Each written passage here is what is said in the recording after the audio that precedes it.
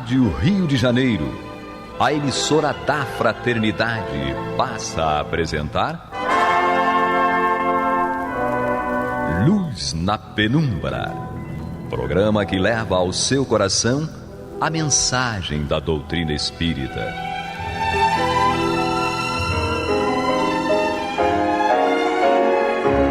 E com vocês, João Nogueira, para estudos de obras póstumas de Allan Kardec.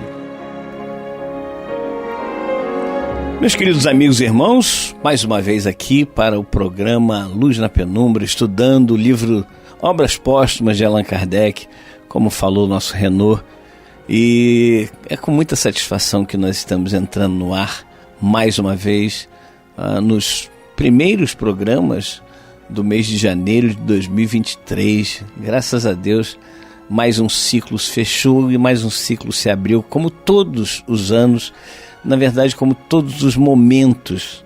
Nós temos ciclos que são ciclos pequenos, ciclos médios e ciclos longos, de acordo com a nossa visão, porque nós sabemos que o tempo é relativo, o espaço também é relativo. O que para nós é muito demorado, para outro ser é muito rápido, e vice-versa. Então, o tempo e o espaço, como disse, são relativos. Não tem exatamente a mesma dimensão para todo tipo de espírito. Nós sabemos que para Jesus o tempo não passa de acordo com o que passa para nós, né? Com a percepção que passa para nós.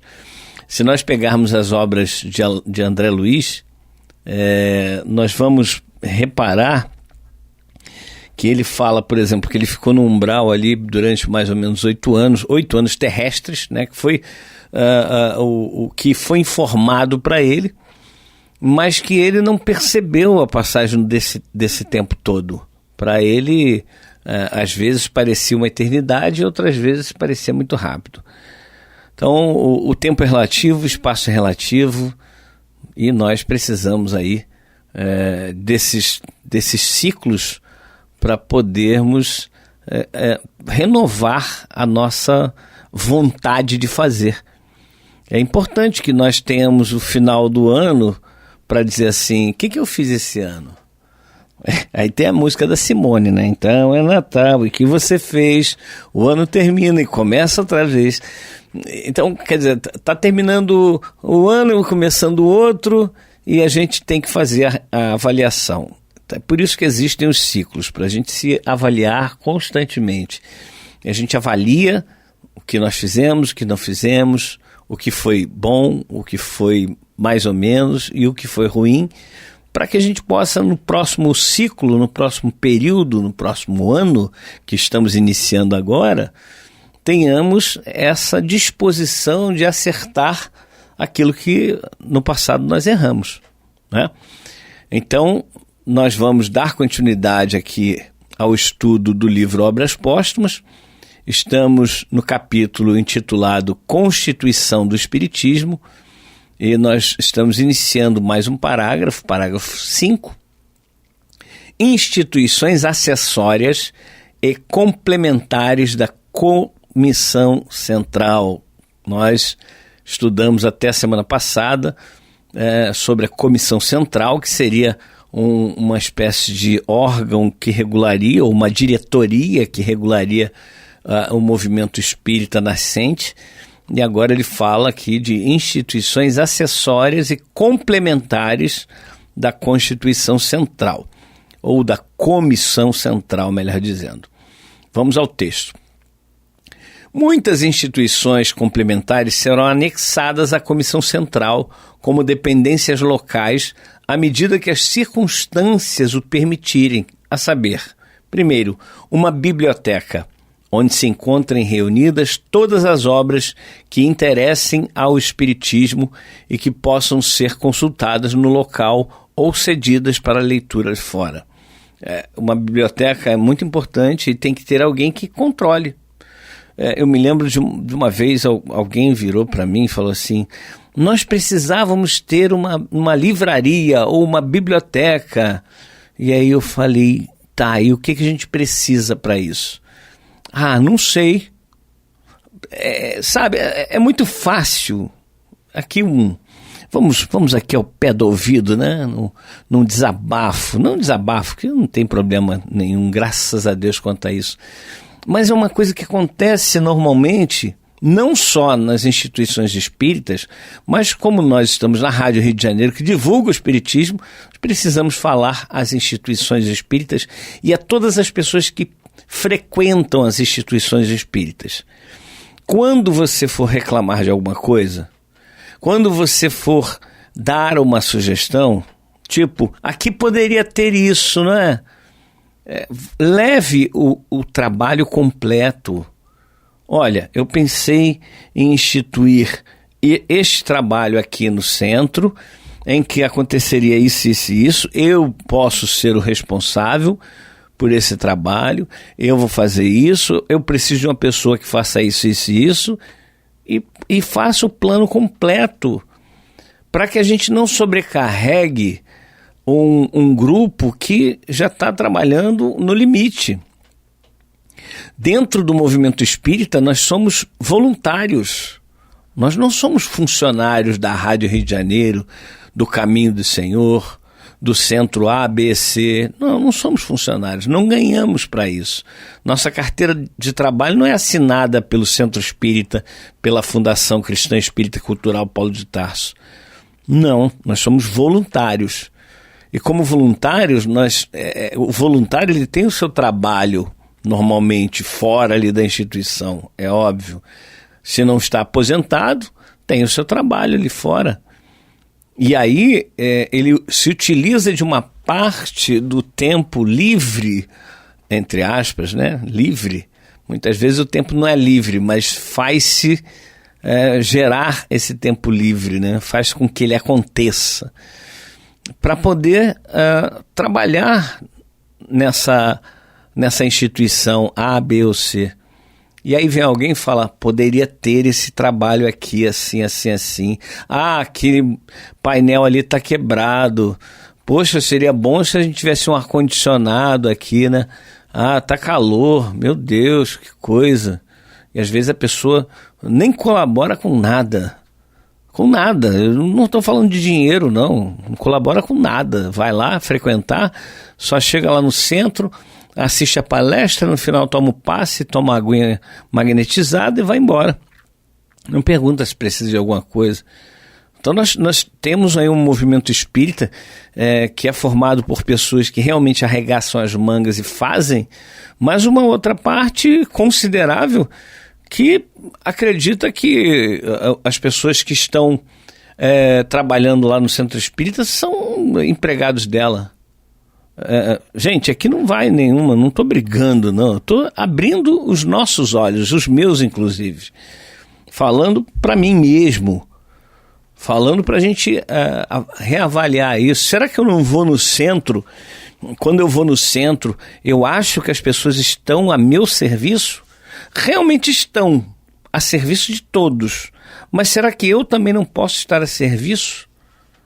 Então, quando Kardec coloca aqui uma biblioteca, aí ele olha a expressão que ele usa a partir de uma biblioteca, onde se encontrem reunidas todas as obras que interessem ao Espiritismo e que possam ser consultadas no local ou cedidas para leitura fora. Mas vejam o que ele fala quando apresenta essas instituições complementares, como ele chama, né? À medida que as circunstâncias o permitirem. À medida que as circunstâncias o permitirem. Se existe um grupo trabalhador daquele centro que já está sobrecarregado, como é que eu vou inventar mais trabalho? Pensem. A seara é grande. Os trabalhadores são pouquíssimos, ainda são muito poucos. Então vamos arregaçar as mangas, vamos lá no centro e falar assim, olha, eu sempre frequentei aqui, mas eu nunca quis trabalho, quis uma responsabilidade para mim. Mas eu também não quero uma responsabilidade assim grande, eu quero lavar o banheiro, eu quero ficar aqui distribuindo a aguinha, eu quero varrer aqui o salão, eu quero, sei lá, trocar as lâmpadas do centro, porque estão queimando ali, aqui, acolá. Eu quero contribuir com R$5 por mês aqui para pagar luz, água e etc. Vamos nos colocar à disposição de alguma forma. Porque o trabalho não é de meia dúzia, o trabalho é de todos. Vamos botar isso na cabeça. Fazemos com que isso realmente seja transformado dentro do movimento espírita. Não é? É importante. Bom, antes de ler a segunda instituição complementar, como diz Kardec, vamos lembrar que estamos na Rádio Rio de Janeiro, no programa Luz na Penumbra, que ocorre de segunda a sexta-feira, das 21 às 21h55, com 2 blocos de 25 minutos, 21 às 21h25, primeiro bloco, um intervalo de 5 minutos, segundo bloco começando às 21h30, indo até às 21h55. E todos os dias, ou seja, são 10 programas diferentes que abordam as obras básicas do Espiritismo. Eu considero o Luz na Penumbra algo fundamental para quem realmente quer conhecer a doutrina espírita e a partir daí quer realmente dar continuidade aos estudos em outros livros, porque aí poderão, através da base que já tem, poderão conhecer e realmente entender que aquele livro ali, livro X, está de acordo com a doutrina, sim. Maravilha, então vamos em frente. E o nosso programa vai ao ar todas as quartas-feiras, às 21 horas, que é o programa de estudo de obras póstumas. Nós estamos estudando a Constituição do Espiritismo e iniciamos um novo parágrafo, que é instituições acessórias e complementares da Comissão Central. Kardec, então, vai passar a falar do segundo, terceiro e por aí vai. Um museu, diz ele, que é o segundo, onde se acham colecionadas as primeiras obras de arte espírita. Olha só, ele fala de obras de arte espírita. Existem as psicopictoriografias, existem as obras espíritas que foram criadas por pessoas não mediunizadas, né? Então tudo isso ele acha que devem ser reunidos numa espécie de museu. Também os trabalhos mediúnicos mais notáveis, os retratos dos adeptos a quem a causa muito deva pelo devotamento que lhe tenham demonstrado, os homens a quem o Espiritismo rende homenagens, embora estranhos à doutrina, como benfeitores da humanidade, grandes gênios missionários do progresso, etc. Ou seja, seria um local onde reuniriam fotos, obras de arte, tudo relacionado ao Espiritismo. Terceiro, um dispensário destinado às consultas médicas gratuitas e ao tratamento de certas afecções sob a direção de um médico diplomado.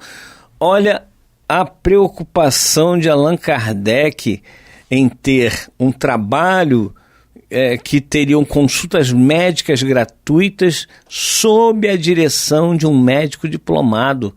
Era preciso ter ali um corpo médico verdadeiramente formados, treinados, desenvolvidos para que fizesse esse trabalho. Existem os trabalhos mediúnicos e existe esse tipo de trabalho. Nós não podemos ter aqui, em qualquer lugar, ter um trabalho de medicina sem médico da terra, não o médico espiritual, não o médico desencarnado, mas o médico da terra. Então é preciso fazer isso, até mesmo porque isso evita muitos problemas. Bom, meus irmãos, nós temos aqui o quarto ponto, que é um ponto muito importante, e nós temos isso aplicados em nosso dia a dia nas casas. Uma caixa de socorros e de previdência em condições práticas, que é para auxiliar as pessoas. Hoje, o que a gente tem? A gente tem uma caixa comum onde as pessoas contribuem e aí dali saem os alimentos para a cesta básica. Algumas pessoas doam alimentos. Então, a gente tem várias possibilidades de ajudar as pessoas, e uma delas exatamente tendo uma caixa onde cada um contribui com X, e no final, o que está precisando para a cesta básica? Conseguimos todos os alimentos? Não, então... Mas isso é só um exemplo, tá, gente? A questão dos alimentos é só um exemplo. Um asilo é o quinto ponto. Um asilo é importante. Eu acho que a gente hoje tem a condição do asilo que já está instituído em algumas instituições. Instituído em algumas instituições é ótimo, mas desculpem a redundância. Existem asilos já constituídos, então o que a gente faz?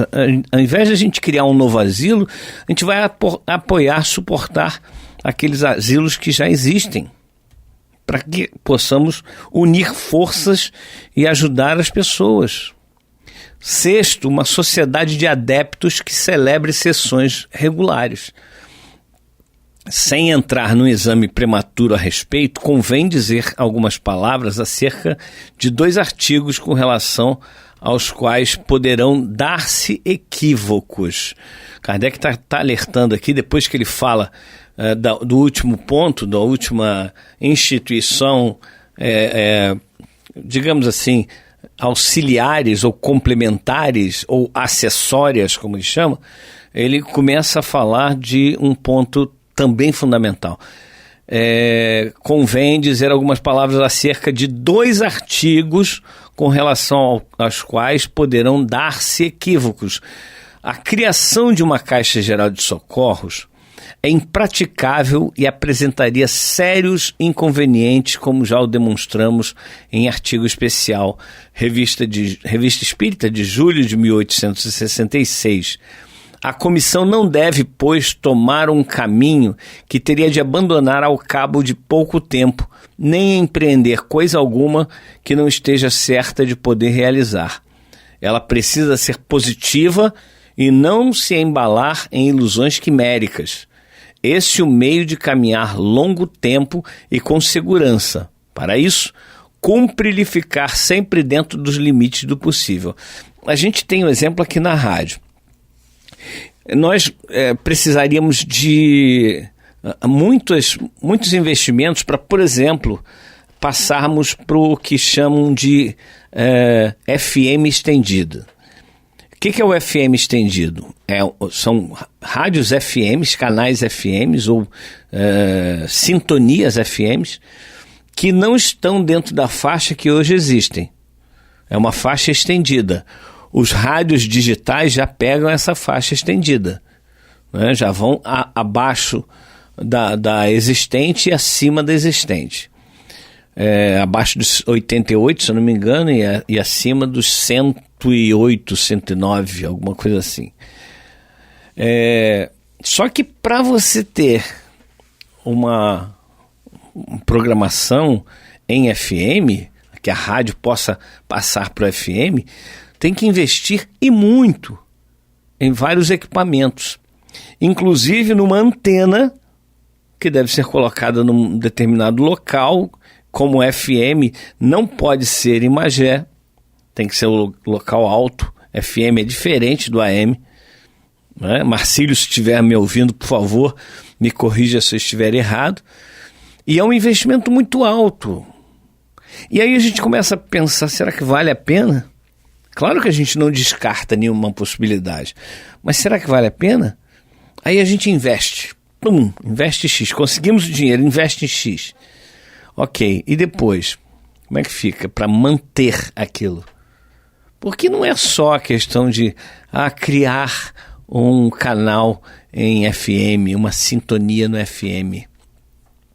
É nós mantermos isso. A manutenção é muito cara. Será que valeria a pena? Será que nós teremos o retorno que a gente tem, por exemplo, partindo para as mídias sociais, partindo para a internet? Hoje, a gente entende que a internet é o melhor caminho. Infelizmente, o crescimento da audiência da rádio pela internet é um crescimento lento, mas é um bom crescimento. Nós temos aí inúmeros irmãos que nos acompanham pela internet, que acompanham a Rádio Rio de Janeiro pela internet e nos ajudam muito. Mas com relação a outros investimentos, é preciso termos muito cuidado e entendermos que nós lidamos primeiro com o dinheiro dos outros e também que nós vamos deixar um legado para a próxima diretoria. A gente não pode pura e simplesmente achar que pode fazer qualquer coisa. Não, tudo aqui é muito bem pensado, muito bem discutido para que a rádio não sofra nenhum problema. Continuando, a Caixa de Socorros a criar-se não pode e não deve ser mais do que uma instituição local de ação circunscrita e cuja prudente organização sirva de modelo às do mesmo gênero que as sociedades particulares venham a criar. Pela sua multiplicidade é que elas prestarão serviços eficazes e não pela centralização dos meios de ação.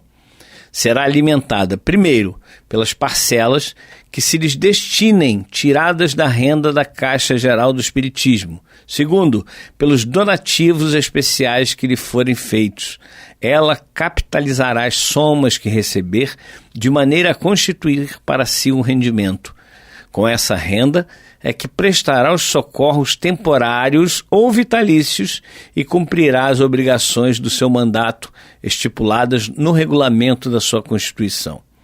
O projeto de um asilo, na acepção completa do termo, não poderá ter execução logo de começo, pelos capitais que reclamaria semelhante fundação e, ao demais, porque é preciso dar à administração tempo de se firmar e de atuar com regularidade antes de complicar suas atribuições com empreendimentos que possam malograr-se. Fora imprudência tentar muitas coisas antes de estar certa de dispor dos meios de execução.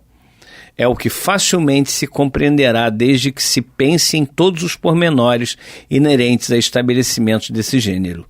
Convém, sem dúvida, alimentar boas intenções, mas, antes de tudo, mister se faz poder realizá-las. É isso. A gente precisa, antes de fazer qualquer coisa, pensar muito bem, planejar muito bem e só ir adiante nos projetos se forem realmente muito bem detalhados, amadurecidos e que tenham lastro para serem realizados. Nós estamos terminando o programa de hoje, agradecendo a todos pela parceria aqui conosco na Rádio Rio de Janeiro e dizendo que vem aí o estudo do Evangelho segundo o Espiritismo com o nosso Antônio de Pádua. Até a próxima oportunidade, se Deus assim permitir. Você está ouvindo o programa Luz na Penumbra.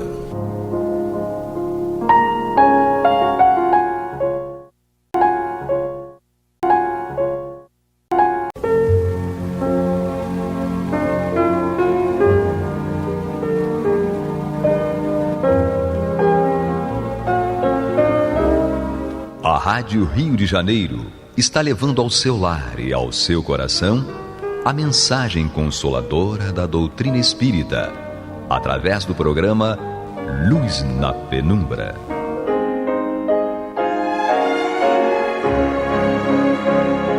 E com vocês, Antônio de Pádua Barbosa, para comentar o Evangelho segundo o Espiritismo, da obra codificada por Allan Kardec.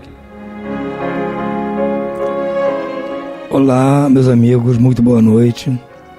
Estamos aqui mais uma vez dando continuidade ao programa Luz na Penumbra, programa no qual nós estudamos o Evangelho segundo o Espiritismo de Allan Kardec. Ainda estamos no seu capítulo 10º, Bem-aventurados os que são misericordiosos. E hoje nós vamos dar início às instruções dos Espíritos. E começa aqui com uma mensagem de Simeão, em Bordeaux, 1862. Tem por título esta mensagem, Perdão das Ofensas. É complicado para nós isso, mas vamos ver o que nosso irmão Simeão tem para nós. Quantas vezes perdoarei a meu irmão? Perdoar-lhe-eis não 7 vezes, mas 70 vezes 7 vezes. Eis um desses ensinos de Jesus que devem tocar a vossa inteligência e falar mais alto ao coração. Comparai essas palavras de misericórdia com a oração tão simples, tão resumida e tão grande em suas aspirações que Jesus ensinou a seus discípulos, e encontrareis sempre o mesmo pensamento. Ele, o justo por excelência, responde a Pedro: perdoarás, mas ilimitadamente. Perdoarás cada ofensa tantas vezes quantas ela te for feita. Ensinarás a teus irmãos esse esquecimento de si mesmo, que torna uma criatura invulnerável ao ataque, aos maus procedimentos e às injúrias. Serás brando e humilde de coração, sem medir a tua mansuetude. Farás, enfim, o que desejas que o Pai Celestial faça por ti. Não está Ele a te perdoar frequentemente? Conta, porventura, as vezes que o seu perdão desce para te apagar as faltas? Interessante nós refletirmos aqui.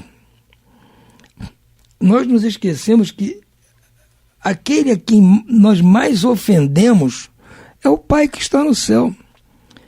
Porque toda vez que eu faço alguma coisa de errado com o irmão nosso, eu estou fazendo com o pai dele. E o pai dele é o Pai que está no céu, que é o Pai de todos.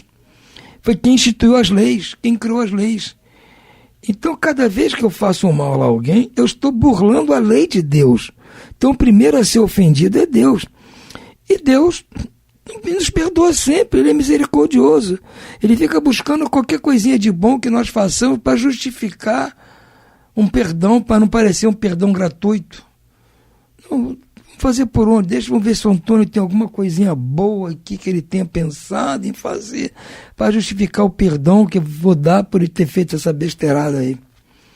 Não posso perdoar assim, semaniamente, seria até injusto com as outras pessoas. Mas vamos buscar alguma coisa. A misericórdia divina age dessa forma. Então, nós devemos pensar muito bem antes de reagirmos com ódio, com inflexibilidade a qualquer ofensa que nós recebamos. E como diz aqui, perdoar não 7 vezes, mas 70 vezes, 7 vezes cada ofensa. Prestar atenção, pois, a essa resposta de Jesus, e como Pedro, aplicai-a a vós mesmos. Perdoai, usai de indulgência, sede caridosos, generosos, pródigos até do vosso amor. Daí que o Senhor vos restituirá. Perdoai que o Senhor vos perdoará. Abaixai-vos que o Senhor vos elevará. Humilhai-vos que o Senhor fará que vos assenteis à sua direita. Ide, meus bem-amados, estudai e comentai essas palavras que vos dirijo da parte daquele que, do alto dos esplendores celestes, tem sempre os olhos voltados para vós e prossegue com amor na tarefa ingrata que começou há 18 séculos. Realmente o Cristo começou uma tarefa ingrata, que é cuidar de nós, hein? Eu já tinha desistido. Cuidar de mim deve ser uma coisa... Deve ser, não, com certeza é uma coisa terrível. Não é fácil. Então, eu já tinha desistido de cuidar de mim. Perdoai aos vossos irmãos como precisais que vos perdoem. Veja bem, ele usa aqui o verbo precisar. Nós precisamos que nos perdoem, porque nós aprontamos toda hora. Então, precisamos ser perdoados. Se os vossos atos vos prejudicarem pessoalmente, se os seus atos vos prejudicarem pessoalmente, tendes um motivo a mais para seres indulgentes, pois o mérito do perdão é proporcional à gravidade do mal, ou seja, quanto maior for a falta que nós sofrermos e nós perdoarmos, maior será o perdão que estamos dando. Não terias nenhum merecimento em desculpar os erros dos vossos irmãos, desde que não passassem de simples arranhões. Quer dizer, perdoar aquelas pequenas faltinhas, isso é bom, tá certo, mas não é um grande mérito, né? A pessoa desbarrar em você no metrô, vai perdoar, você vai criar problema. Mas isso aí é uma coisa simples, né? Há coisas muito mais terríveis que acontecem no metrô. Então, a gente tem que estar preparado para engolir os sapos e perdoar. Está falando agora para nós aqui. Espíritas, jamais vos esqueçais de que, tanto por palavras como por atos, o perdão das injúrias não deve ser um termo vão, já que vos dizeis espíritas. Cedeu, olha, está falando com a gente, hein? Esquecei o mal que vos hajam feito e não penseis senão numa coisa, no bem que podeis fazer. Aquele que se enveredou por este caminho não tem que se afastar daí, ainda que por pensamentos, pois sois responsáveis pelos vossos pensamentos que Deus conhece. Como diz aquela expressão do aquele pintor holandês, o Bosch, ele dizia em latim, né? Cave, cave, dominus viget. Quer dizer, fique esperto que Deus está vendo. Então, esse conselho vale para nós. Fazei, portanto, que eles sejam desprovidos de todo conhecimento de rancor, todo sentimento de rancor. Deus sabe o que permanece no fundo do coração de cada um. Feliz, pois, daquele que pode todas as noites adormecer dizendo: não tenho contra o meu próximo nada. Nada tenho contra o meu próximo. Se nós podemos dormir toda noite com essa certeza, é uma maravilha, né? A minha avó dizia assim, antes de dormir, falava para a gente falar isso. Graças a Deus que hoje eu não chorei, nem fiz ninguém chorar. É mais ou menos isso. Tem nada contra ninguém e acho que ninguém tem nada contra mim, o que também é bom. Nós temos certeza que ninguém tem nada contra a gente. É um alívio muito grande. Então nós também, pelo mesmo lado, não devemos ter nada contra ninguém. Não vale a pena, gente, na boa. Não vale a pena. Viver numa situação de conflito, se tem alguma coisa contra alguém, evita falar com a pessoa, evita cruzar com a pessoa, não gosta de ouvir falar da pessoa. Isso é muito complicado, gente. A vida é muito mais fácil quando a gente não tem nada contra ninguém, nem ninguém tem nada contra a gente. A outra mensagem aqui veio em Lyon, de Paulo Apóstolo. Vejam bem, Paulo Apóstolo, mandando essa mensagem em Lyon, 1861. Vamos ver o que nos diz aqui o nosso grande Paulo, o Saulo de Tarso. Perdoar aos inimigos é pedir perdão para si próprio. Perdoar aos amigos é dar-lhes uma prova de amizade. Perdoar as ofensas é mostrar-se melhor do que era. Perdoai, pois, meus amigos, a fim de que Deus vos perdoe. Porque se fordes duros, exigentes, inflexíveis, se usardes de rigor até por uma ofensa leve, como querereis que Deus esqueça de que cada dia tendes maior necessidade de indulgência? Exatamente, eu não posso ficar sendo intransigente com as pessoas, porque eu não quero que ninguém seja intransigente comigo, muito menos Deus. Eu dou motivo, dou aço para isso. Porque que ele tinha todo motivo para me punir, me fazer tudo, mas me perdoa, Deus me perdoa. Então, o mínimo que eu posso fazer é perdoar os filhos dele. Ai daquele que diz, nunca perdoarei, pois pronuncia sua própria condenação. Quem sabe, aliás, se descendo ao fundo de vós mesmos, não reconhecereis que fostes o agressor. Às vezes a pessoa está só revidando alguma coisa que a gente fez, né? Quem sabe se nesta luta que começa com uma alfinetada e acaba por uma ruptura, não foste vós quem desferiu o primeiro golpe. A nossa memória é curta, Paulo. Nesse ponto aqui a gente esquece essas coisas. Se não vos escapou alguma palavra injuriosa, se não procedestes com toda a moderação necessária, sem dúvida, vosso adversário está errado ao se mostrar excessivamente suscetível. Essa, porém, é mais uma razão para seres indulgentes e para não vos tornardes merecedores da censura que lhe lançastes. Admitamos que, em dada circunstância, fostes realmente ofendido. Quem dirá que não envenenastes as coisas por meio de represálias e que não fizestes que degenerasse em querela grave, o que facilmente poderia ter caído no esquecimento? Muitas vezes é uma coisinha à toa que a pessoa nos faz, a gente, em vez de deixar para lá, fazer que nem minha mãe dizia, essas horas assim, alguém faz uma coisinha com a gente não gosta, toma um chá. Melhor hora dessa aí é tomar um chá. Fala, mãe, que chá, mãe? Fala, chá para lá. Toma chá para lá e deixa rolar. Antes que isso piore, me diz aqui, vai deixar que as coisas piorem. Uma querela grave, vire uma querela grave, uma coisa à toa que podia ser esquecida, um tapinha nas costas e tal.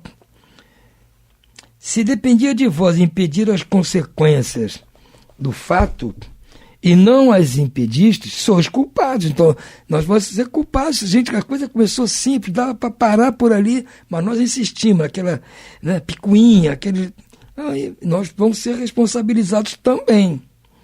Admitamos finalmente que nada tendes a reprovar na vossa conduta. Mesmo assim, mostrai-vos clementes, pois maior será o vosso mérito. Porque mesmo que eu esteja por coração puro, eu não tenha culpa nenhuma no cartório, passar por cima, gente. Deixa para lá. A gente não vai perder nada com isso. Há, porém, duas maneiras bem diferentes de perdoar. O perdão dos lábios e o perdão do coração. É aí que mora o perigo. Muitas pessoas dizem com referência ao seu adversário, eu lhe perdoo, ao passo que interiormente sentem um secreto prazer pelo mal que lhe advém, comentando que ele tem o que merece. A gente perdoa a pessoa que nos fez mal, mas amanhã a gente fica sabendo que aconteceu alguma coisa errada com aquela pessoa. Ele bem que merecia. Ele fez por onde? Quer dizer, aquilo ficou guardado no coração. A gente perdoou só de boca. Ficou aquele rancorzinho guardado no coração. Quantos não dizem, perdoo e acrescentam, mas não me reconciliarei nunca. Não quero tornar a vê-lo em toda a minha vida. Será esse o perdão segundo o Evangelho? Não. O verdadeiro perdão, perdão cristão, é aquele que lança um véu sobre o passado. É o único que vos será levado em conta, visto que Deus não se satisfaz com as aparências, som do fundo dos corações e os mais secretos pensamentos. Ninguém se impõe a ele por meio de palavras vãs e simulacros. O esquecimento completo e absoluto das ofensas é próprio das grandes almas. O rancor é sempre sinal de baixeza e inferioridade. Realmente, a pessoa que é rancorosa, tem rancor, olhar no semblante dela, você já vê que uma pessoa uma certa inferioridade, certa baixeza, porque isso passa para o rosto da pessoa, para o modo de andar, para a pessoa que tem isso no coração. Sente por outra pessoa que às vezes você nem conhece, mas ela tem aquilo dentro de si, aquele ódio, aquele rancor contra alguém, isso transpassa e se deixa ver, outras pessoas notam. Aquela vibração, é muito complicado isso. Não vos esqueçais de que o verdadeiro perdão é reconhecido muito mais pelos atos que pelas palavras. Isso aí é verdade. Não adianta nada ficar dizendo que perdoou, que isso e que aquilo. Não adianta. Falar de boca para fora, porque o perdão tem que ser do coração. E isso, gente, nós temos que admitir que é muito difícil. Claro que é muito complicado. Lendo aqui, na boa, eu viro o maior perdoador do planeta. O maior perdoador. Porque ler, entender, Não é complicado entender esse mecanismo da misericórdia para lá, misericórdia para cá, perdão para lá, perdão para cá, indulgência para cá, indulgência para lá. É maravilhoso. Esse mundo aqui seria ótimo se todos nós estivéssemos nos comportando desta forma. Mas, na realidade, na hora que o bicho pega, nós esquecemos tudo isso aqui. Por isso que eu costumo sempre dizer, é na hora que nós não estamos na confusão, é que temos que estudar. Estamos calmos, tranquilos, que esta é a hora de tentar passar para dentro de nós esses conceitos. Passar dos nossos olhos aqui, do nosso pensamento, passar para o nosso coração. Isso sendo armazenado, pouquinho em pouquinho, pouquinho em pouquinho. Porque na hora que o bicho pegar, que nós tivermos que demonstrar perdão, indulgência, benevolência, misericórdia com relação às ofensas que recebermos, nosso coração tem lá dentro dele subsídios para agir. Agora, se formos deixar para na hora que o bicho estiver pegando, a gente for estudar o Evangelho, não vai dar, gente. De cabeça quente é muito mais complicado. Então, eu acho que mais interessante para nós tentarmos entender isso aqui, dar uma relida nisso aqui. Tenta pôr isso dentro do coração. Agora que está tranquilo. Agora que não tem ninguém perturbando. Aquele chato não está aqui tumultuando a vida da gente. Porque eu digo, nós não temos inimigos, vamos combinar. Nós não temos inimigos aqui. Temos uns chatos que às vezes atrapalham a nossa vida. Inimigo era na época do Cristo, qualquer coisinha puxava a espada, mandava botar na cruz. Não é mais assim. Ninguém está querendo botar a gente na cruz, nem passar a espada na gente. Tem uns caras chatos, que nós também somos chatos com os outros também. Então, vamos nos esforçar. Não vai ser na hora que está discutindo com um chato que vamos tentar estudar.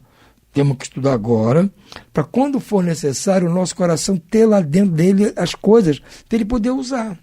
A gente nunca lê isso aqui, nunca se preocupar com isso. Na hora que precisar usar, nem sabe do que se trata. Perdão, o que é isso? Nunca vi nem comi ou só ouço falar, como dizia lá o Zeca Pagodinho.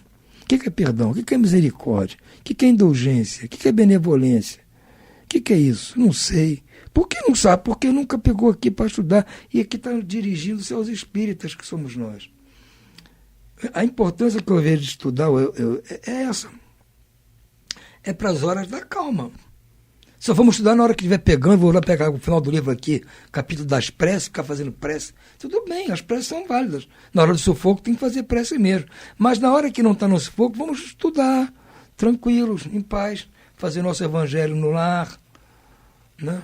Fazer nossas orações, ler uma página que deixa de outros livros, para que nós possamos estar sempre com o coração pronto a agir no momento que o bicho estiver pegando.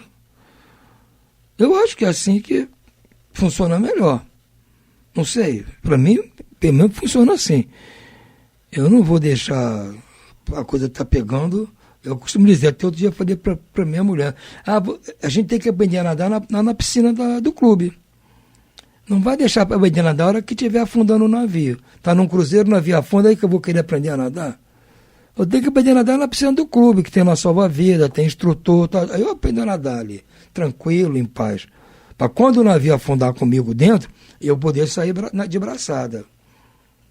Então é o caso. Vamos estudar, aprender agora, está tudo em paz. Estamos na piscina do clube aqui estudando. Ouvindo na Rádio Rio de Janeiro, estudando. A hora que o bicho pegar, não, eu já estou com isso dentro do meu coração. Agora eu vou pôr em prática. Vai ser difícil, mesmo assim vai ser difícil, mas vai ser menos difícil, menos complicado, porque vai ser algo de que nós já ouvimos falar. Cara, eu vi isso, eu li isso, eu vou dar mais uma, vou procurar, vou ler de novo aqui, que está na hora de eu usar, está na hora de eu perdoar. O que Jesus falava do perdão? Tem uma mensagem de Paulo, do Simeão, vou procurar essa mensagem, vou ler. Estou usando perdoar um chato que está me tumultuando aqui, ou ganhar força para esse perdão. É assim que funciona. É estudo, gente, trabalho. Não pense que as coisas caem do céu que a gente na primeira vez já aprende, não. É muito trabalho forte, trabalho braçal. Estudar isso aqui. Mas eu tenho certeza que vocês vão conseguir, como eu estou tentando conseguir, né? Vocês vão também conseguir. Fiquemos então por hoje, por aqui. Uma boa noite a todos e muita paz.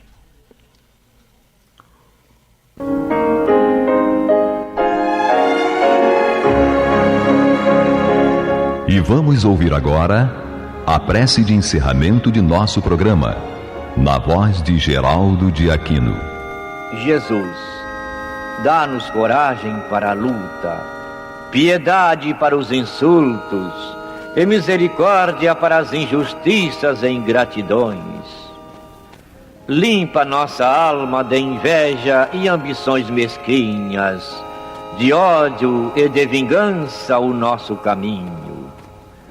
E que dentro em pouco, ao recolher-nos de novo ao calor do nosso leito, para que o sono nos dê a paz e o esquecimento das tristezas humanas, possamos sentir, Senhor, no mais íntimo de nosso ser, a doçura indefinível do Teu amor e a grandeza incomparável da Tua divina presença. Que assim seja.